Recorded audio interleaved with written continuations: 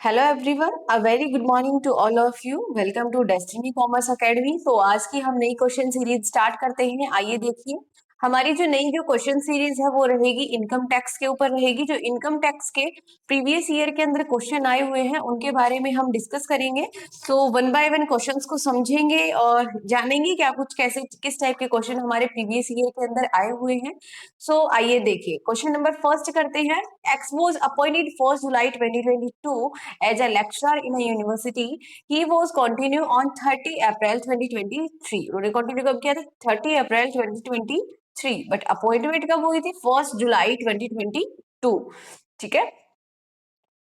What would duration of the previous year for assessment year 23 and 24 for computation of the income under the head of salary? यानी कि कब computation की जाएगी आपकी? 1 जुलाई 2022 to 30 अप्रैल 2023 आपको दिया गया है। आपको चार ऑप्शन दिए गए हैं। तो यहाँ पर जो करेक्ट आपका जो ऑप्शन रहेगा वो रहेगा ऑप्शन नंबर डी, 1 जुलाई 2022 से लेके 31 मार्च 2023 तक।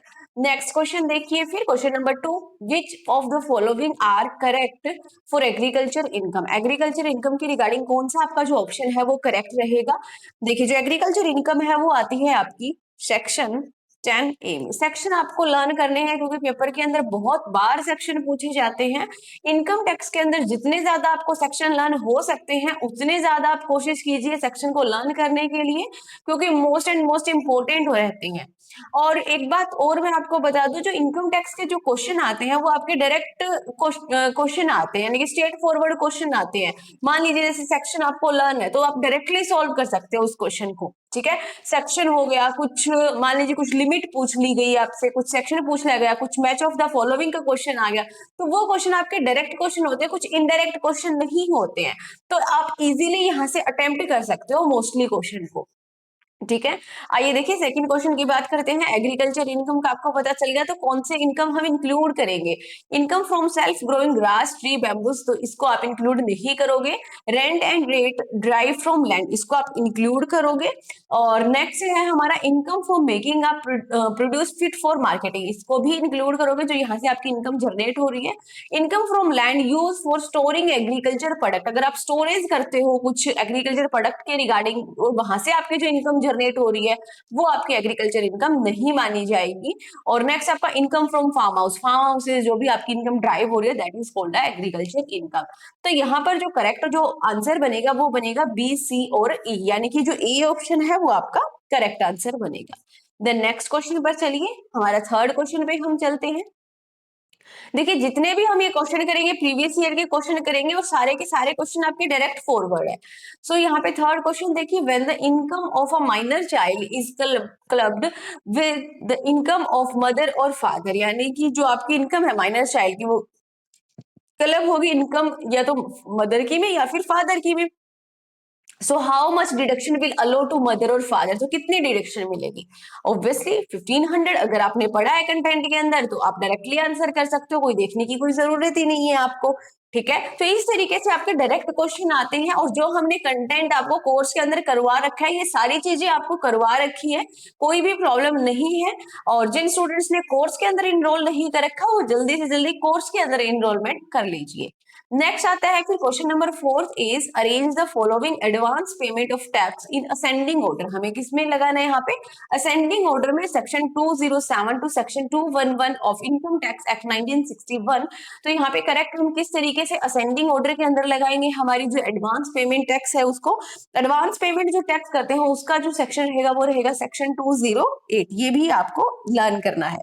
अब थोड़ा सा लिख लीजिए, मैं लिखवा देती हूँ एडवांस इनकम टैक्स के बारे में जिन स्टूडेंट्स को नहीं पता, जो स्टूडेंट नए हैं। देखिए, एवरी इंडिविजुअल अपने नोट्स के अंदर राइट डाउन कर लेना चाहे, every individual whose estimated income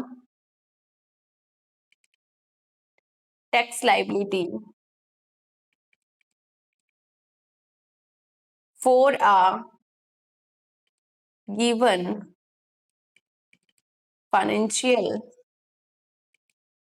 year is ₹10,000 और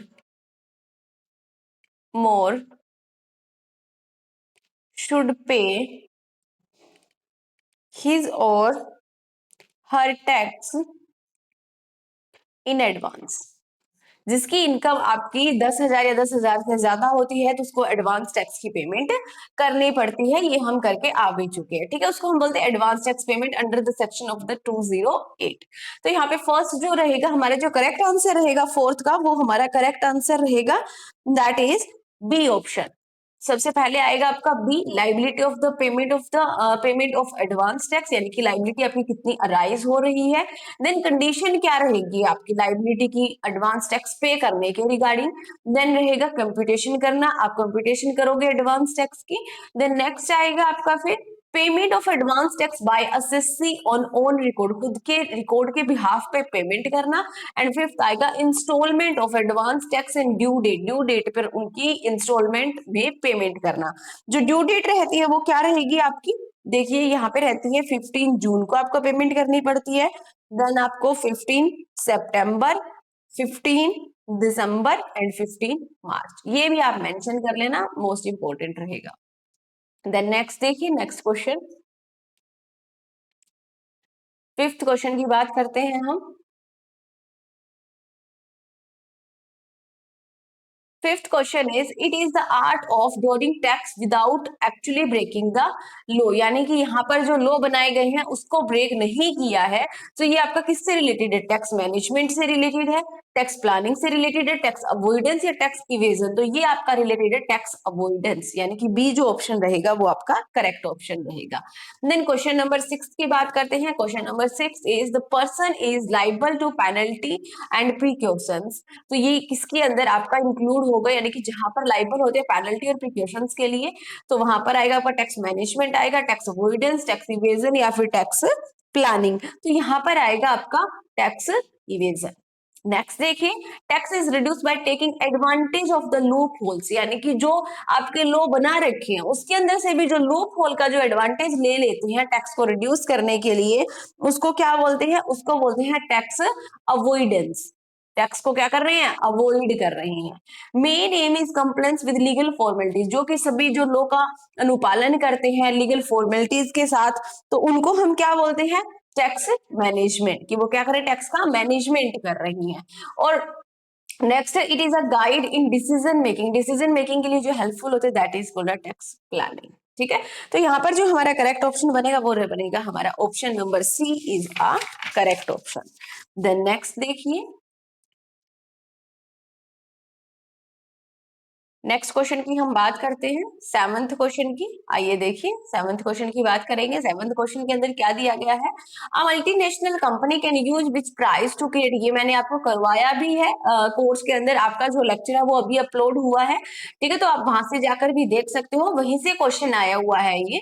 multinational company can use which price to create profit in a low tax regime and loss in high tax regime, तो उसको हम बोलते हैं ट्रांसफर प्राइस बोलेंगे।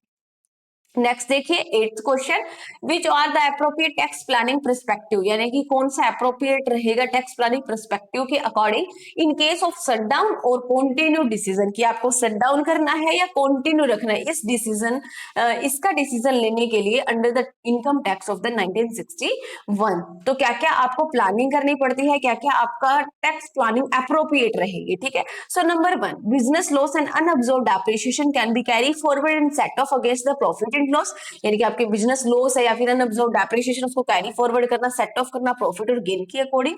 The loss making company and profit making company में merge to avail the tax benefit, यानी कि जो आपकी लॉस मेकिंग कंपनी है और जो आपकी प्रॉफिट मेकिंग कंपनी है वो बेनिफिट लेती है, वो मर्ज होके और टैक्स का बेनिफिट लेती है। तो वो आपका एक इतना इजी टास्क नहीं है जितना इजी टास्क ये यहाँ पे बोल रही है।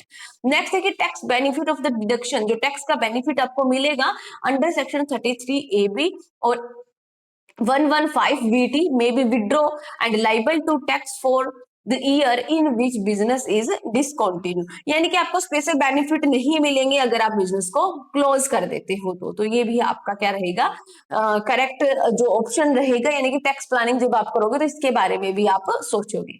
The condition of the section 80 IB and 80 IC of the act are deduction is allow of such undertaking, तो आगे इन्होंने दिया ही नहीं अंडरटेकिंग कौन से अंडरटेकिंग, ठीक है।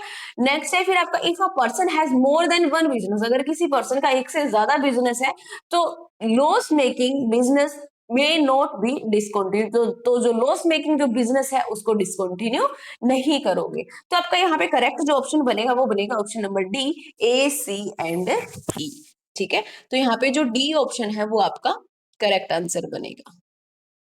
देन नेक्स्ट देखिए,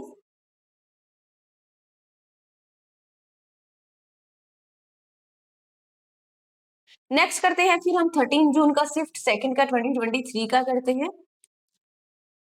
यहाँ पे दिया गया है आपको, pin money is use for, यानी कि जो पिन मनी है वो किस लिए यूज किया जाता है। आपको ऑप्शन दिए गए हैं, तो पिन मनी तो आपको ध्यान ही रखना यूज किया जाता है, women get from there husband certain amount, यानी कि जो हस्बैंड से लेके कुछ अमाउंट अपने पास रख लेती है उसको हम बोलते हैं पिन मनी। नेक्स्ट देखिए, फिर नेक्स्ट आपका प्रैक्टिकल क्वेश्चन दिया गया है, ये मैं आपको पीडीएफ के अंदर प्रोवाइड करवा दूंगी, इसका सॉल्यूशन आपको मिल जाएगा। नेक्स्ट देखिए फिर, विच एक्सपेंसेस आर एक्सप्रेसली डिसअलो, यानी कि वो एक्सपेंसेस जो कि डिसअलो होते हैं under profit from business and profession, कौन कौन से जो एक्सपेंसेस है जो डिसअलो होते हैं, salary paid out of India और to a non resident of India, तो ये भी क्या होंगे आपके डिसअलो होते हैं। नेक्स्ट वेल्थ टैक्स, ये भी डिसअलो होता है। Payment to any rural development programme, ये डिसअलो नहीं होते हैं। And expenditure incurred by company और नोटिफाइड स्किल डेवलपमेंट प्रोजेक्ट, ये भी डिसअलो नहीं होते हैं। इंटरेस्ट, रॉयल्टी और फी पेबल आउटसाइड इंडिया, ये क्या होंगे आपके डिसअलो होंगे, आपके जो एक्सपेंसेस हैं under the profit from business और प्रोफेशन। तो यहाँ पर जो करेक्ट आंसर बनेगा वो बनेगा आपका ए, बी और ई। देन नेक्स्ट क्वेश्चन पर चलते हैं हम। देखिए नेक्स्ट क्वेश्चन क्या कहता है, fourth question is, a business has been discontinued in the previous year 2021 to 2022, the business loss, ठीक है, यानी कि कोई भी जो बिजनेस है डिसकंटिन्यू किया प्रीवियस ईयर के अंदर, द बिजनेस लॉस, तो जो बिजनेस लॉस है उसको कैरी फॉरवर्ड करोगे तो यहाँ पर कुछ आपको दिया गया है, यहाँ पर जो ऑप्शन दिए गए हैं, आइए एक बार हम ऑप्शन को पढ़ लेते हैं। कैन बी कैरी फॉरवर्ड और set off against profit gain of business and profession, तो हम क्या करेंगे, कोई भी जो बिजनेस है तो उसको कैरी फॉरवर्ड या सेट ऑफ किसके अगेंस्ट करेंगे, profit and loss business and profession के अगेंस्ट करेंगे, ठीक है। और नेक्स्ट ऑप्शन देखिए, can be set off against income from business और प्रोफेशन पर income under any head, can be carry forward and set of indefinite period whether business is carried or discontinue, can be carried forward और set of 6 year, बिल्कुल नहीं, यहाँ पर जो correct जो आपका ऑप्शन बनेगा वो बनेगा option number A. Then next देखिए, fifth question is, when no liability for payment of advance tax arise by SSC on his income if tax is, यानी कि कब जो एडवांस टैक्स की जो लाइबिलिटी है वो अराइज नहीं होगी, वो हम अभी पढ़ के आए हैं, पीछे जो प्रीवियस ईयर का हमने क्वेश्चन किया है उसी के अंदर हमने पढ़ा है कि कब अराइज नहीं होगी, जब आपकी जो इनकम है वो क्या होगी, लेस देन 10,000। नेक्स्ट क्वेश्चन देखिए, question number 6 is, question number 6 है आपका, ऑन इनकम फ्रॉम डिविडेंड कितना आपका रेट लगेगा, rate of reduction of income tax at source दिया गया है। सो यहाँ पर जो इनकम फ्रॉम डिविडेंड है उसका आएगा हमारा 20%। नेक्स्ट देखिए, on income by way of short term capital gain referred in the section 111A, तो इसका कितना आपका टैक्स एट सोर्स होगा, तो यहाँ पर रहेगा आपका 15%। नेक्स्ट देखिए, on income by way of winning from house race यहाँ पर आएगा आपका 30%। एंड नेक्स्ट है आपका on income by way of royalty और fee for technical services payable by government, तो यहाँ पर रहेगा आपका 10%, ठीक है। तो देखिए करेक्ट आंसर क्या बनेगा आपका, सबसे पहले जो अगर आपको आता है उसको टिक मार्क कर लीजिए ताकि आपको आंसर के लिए इजी हो जाए। तो यहाँ पर जो करेक्ट ऑप्शन बनेगा वो बनेगा आपका option number C. Next question देखिए, seventh question is, what are the correct step of procedure of e filing of income tax return, income tax की रिटर्न की जो आप फाइलिंग करते हो उसके क्या क्या स्टेप रहेंगे, आपको स्टेप यहाँ से पूछे गए हैं। तो यहाँ पर करेक्ट आंसर बनेगा आपका ऑप्शन नंबर बी आपका जो रहेगा वो आपका करेक्ट आंसर रहेगा। सबसे पहले आएगा आपका सी के अंदर पढ़ते हैं, register and log in on portal and select application return form. ठीक है, सबसे पहले क्या करोगे, रजिस्टर करोगे या फिर लॉग इन करोगे। देन नेक्स्ट क्या करोगे, filing detail and computation of tax, computation करोगे टैक्स की। देन नेक्स्ट आ जाता है making payment of balance tax and contain the data provided for, यानी कि पेमेंट करना, ठीक है, और डाटा प्रोवाइड करना, तो ये आपका थर्ड पे आ जाएगा। देन नेक्स्ट आ जाएगा आपका generate XML file, filing income tax return, use of the digital signature, and at the end आ जाएगा आपकी आपको यूज करनी है आईटीआर फॉर्म नंबर 5। ये आपको लर्न करना है, ये ना आपको एक सेपरेट क्वेश्चन भी बन सकता है कि कौन सा फॉर्म आप यूज करोगे। ठीक है, सो यहाँ पर करेक्ट आंसर बनेगा आपका ऑप्शन नंबर बी। जो आपके स्टेप आते हैं वो आप नोट्स के अंदर राइट डाउन कर लेना, क्योंकि दोबारा से भी ये आ सकते हैं स्टेप, तो यहाँ पर आपके लिए इजी हो जाएगा। देन नेक्स्ट देखिए, question number 8 is tax planning involve which of the following feature, जो टैक्स प्लानिंग है उसके अंदर कौन कौन से जो फीचर है वो इन्वॉल्व होते हैं। तो यहाँ पर जो करेक्ट आंसर आपका बनेगा वो बनेगा ऑप्शन नंबर बी। आइए देखिए किस तरीके से बनेगा। It is an inherent right of the tax payer, ठीक है।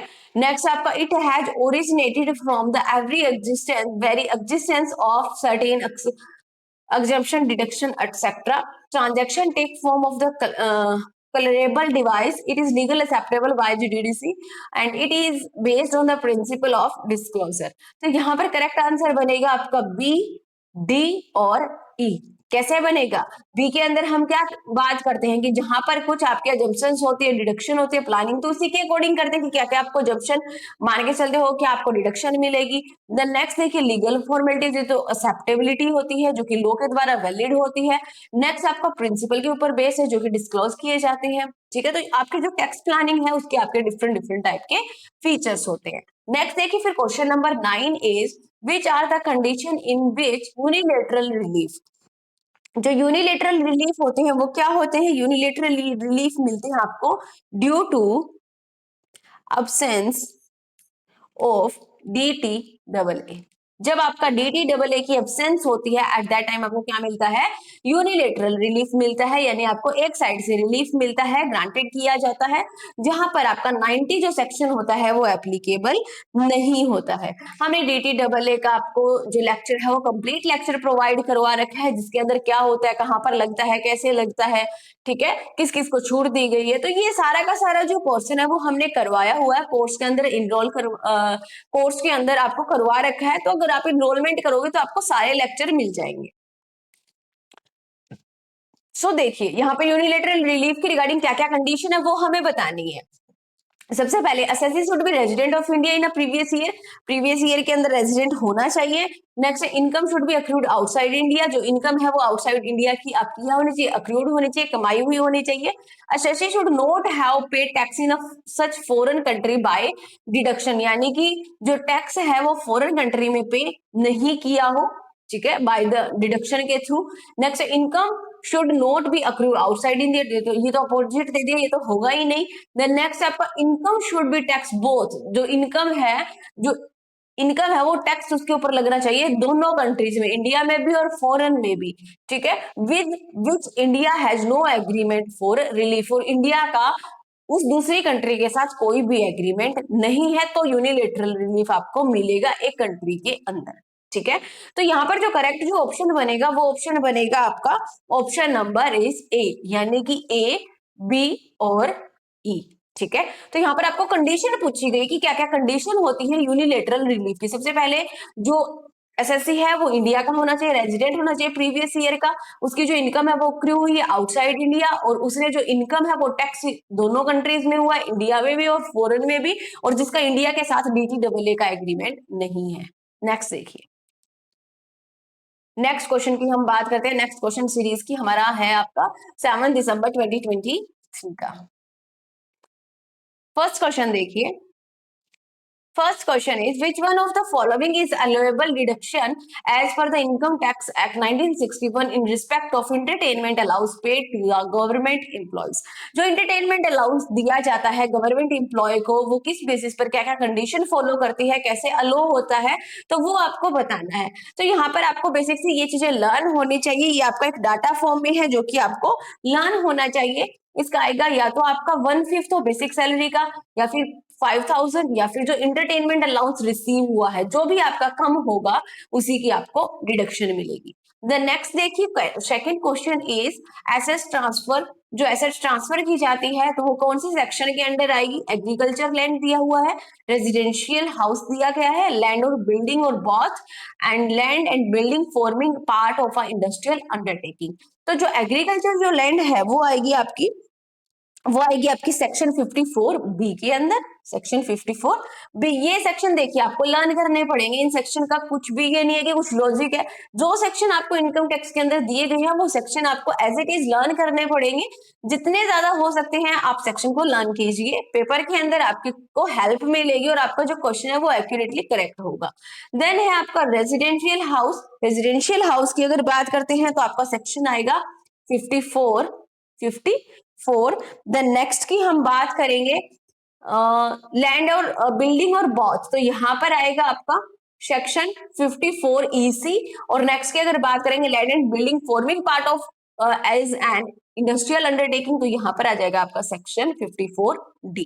तो यहां पर जो करेक्ट आंसर बनेगा वो बनेगा option number B. Then next देखिए, नेक्स्ट क्वेश्चन की हम बात करते हैं। नेक्स्ट क्वेश्चन क्या दिया गया है?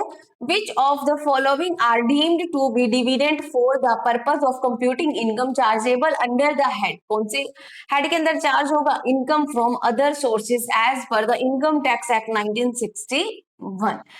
Payment on buyback of share, payment to shareholder on reduction of capital, तो ये आपका करेक्ट रहेगा। Distribution debenture holder to shareholder, ये भी आपका सही रहेगा। नेक्स्ट देखिए फिर क्या दिया हुआ है? Loan granted to shareholder in ordinary course of business, यानी कि लोन ग्रांट करो शेयर होल्डर को, ऑर्डिनरी कोर्स है बिजनेस का, यानी कि नॉर्मली बिजनेस है, तो ऐसा नहीं है, इसके अंदर आपका डीम्ड डिविडेंड नहीं माना जाएगा। नेक्स्ट देखिए फिर loan granted to shareholder by closely held company, तो ये आपका करेक्ट रहेगा। तो यहाँ पर जो करेक्ट जो ऑप्शन बनेगा वो बनेगा option number B, that is B, C और ई। नेक्स्ट देखिए फिर, which of the following will be clubbed into the income of mister Q, यानी कि इसके अंदर से कौन सी जो इनकम है वो क्लब होगी मिस्टर क्यू की इनकम के अंदर, जिसकी इनकम प्रोफेशन से कितनी है? 85,000 है। तो यहाँ पर मिसेस क्यू की प्रोफेशन की देखिए तो ये नहीं होगी, मिसेस क्यू की सैलरी एज अ कलेक्टर देखिए ये भी नहीं होगी। Minor son earn interest on deposit of money gifted to him under him by his uncle 15,000, तो ये आपकी हो जाएगी, क्लब हो जाएगी।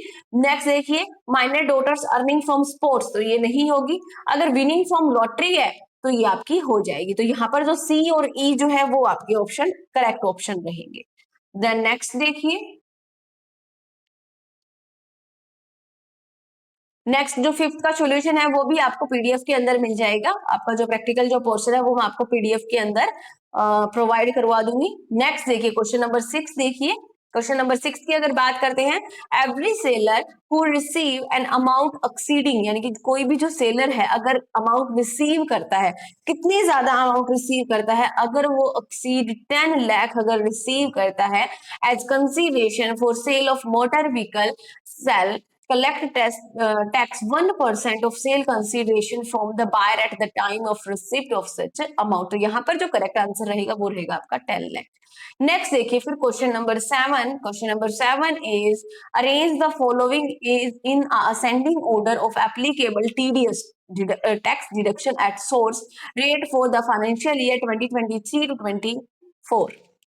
इसको अरेंज करना है असेंडिंग ऑर्डर के अंदर, तो किस तरीके से अरेंज करोगे? यहाँ पर जो करेक्ट आंसर रहेगा वो रहेगा आपका option number B, that is firstly आप करोगे payment of 35,000 to individual contractor for repairing by the university. Number 2 पे आएगा आपका payment of 38,000 as fee for professional and technical services by call centre. Then next आएगा आपका payment to 65,000 rent by an individual in a year. Next देखिए, फिर next आएगा फिर payment 8,000 dividend by check, और उसके बाद आएगा आपका 20,000 on winning from house rates. ठीक है, नेक्स्ट देखिए, फिर as per the subsection 80A of section 139 of Income Tax Act, a person may furnish an updated return of his income for the previous year relevant to such assessment year within dash from the end of assessment year। यानी कि कितना यानी कि यहाँ पर आपको बताया गया है कि विद इन कितने मंथ के अंदर एंड होता है आपका जो असेसमेंट ईयर है, वो होता है आपका 24 मंथ्स। कितना आएगा यहाँ पे 24 मंथ्स। ठीक है, तो यही इसका करेक्ट ऑप्शन रहेगा। तो आज की क्वेश्चन सीरीज की अंदर हम इतने ही क्वेश्चंस को कवर अप करेंगे।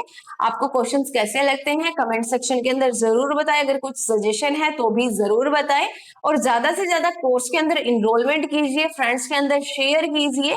और अगर आपको कोई डाउट है तो आप हमें कॉन्टेक्ट कर सकते हैं 8708021109 पर। Thank you all of you.